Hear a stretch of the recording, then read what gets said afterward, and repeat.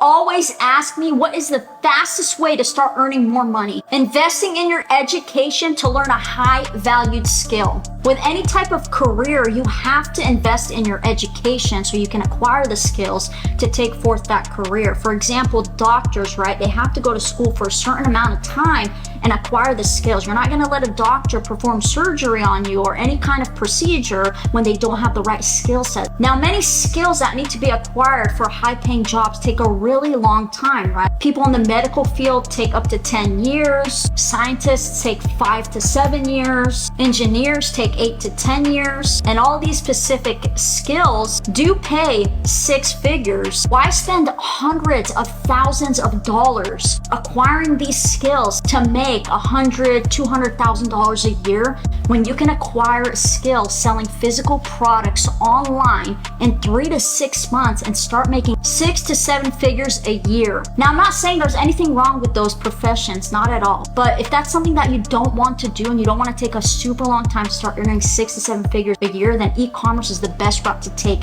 People are always buying physical products online. And in 2026, e-commerce is going to be an $8.14 trillion industry. So stop wasting time and go make that money online. Let's go!